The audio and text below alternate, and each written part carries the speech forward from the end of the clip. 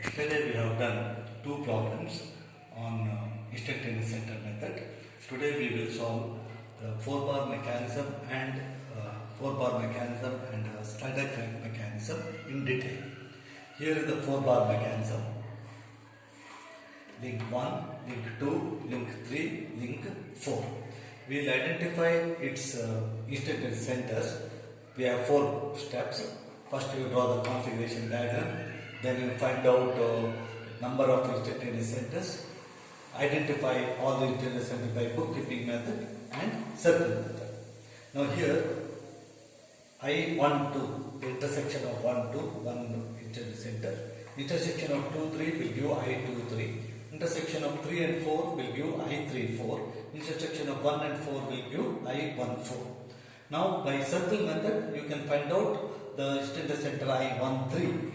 Like this, extending this and this line, and we will get instantaneous center I24 by extending this line and another this line. So all the 6 instantaneous centers are identified. Now how to find out the velocity? We use the formula V is equal to R omega, and also we know that now the omega 2 will be given and all these lengths are given. Now velocity of point 23 is perpendicular to the link 1 I23, that we will draw like the as shown in the diagram. Now this velocity omega I23, its equation can be written as omega V is equal to R omega. This is omega. This is the R of I12, I23, and similarly for this link, this is the common point. Therefore, we can write as omega 3 into I23, the distance I23, I13. Now, we know omega 2, I12, 23 can be found out, 1, 2, 2, 3 can be found out, I23, 1, 3 can be found out from the geometry. So, we will get omega 3 is equal to omega 2 into this expression. So, from that, know all by knowing omega 2 and other things from the geometry, you can find out omega 3. Now let's see the slider crank mechanism. Here is the slider crank mechanism. Link 1 fixed link, link 2, link 3 and the slider, the link 4. It's the config diagram will be written because all the dimensions will be given. This angle will be given. Now as usual, we will draw the instantaneous centers. For the link 1 and 3 here, we will get link 1 and 4. We will have there is a link 1, link 2, link 3 and the link 4. I14, this is a link 1, 4 is a slider. Therefore, the I14 instantaneous center is at infinity. Then intersection point 1 and 2 will give I12. Intersection point 2, link 2 and 3 will give I23. And link 1, 3 and 4, 3 and 4 will give I34.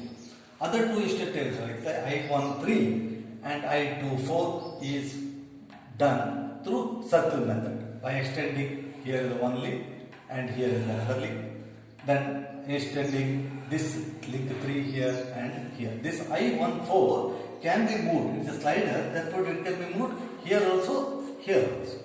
Now, what is the problem? All the dimensions will be given. We have to find the velocity of slider A and omega of connecting rod AB. Now, we know that velocity of B here, this is a 10 radians per second. Velocity of B with respect to 1, that is perpendicular to the link 1, 2, 1D. So we have written here, this is the 1 because omega is in the other clockwise, therefore VB is in this direction. So VB is equal to R omega, here R is 100 mm. This is absolute velocity, velocity B with respect to 1. Therefore this R 100 mm we have to take, 10 radians, we will get 1 meter per second. Then omega, you know that this A, we have to find the velocity of the slider. The slider is here is A. So omega A here is same as omega B because this is a common point in the link 3. So omega A is equal to omega B. Using the formula V is equal to R omega, that's VA divided by I13A is equal to VB divided by I13B. Therefore, we can find out VA is equal to VB into these dimensions. These dimensions you can measure from the geometry. So you will get 0.82 meter per second. Now, omega of connecting rod is very simple because this itself is the whole. You know VA and you divide by 13A from the geometry, you will get omega AB. Thank you.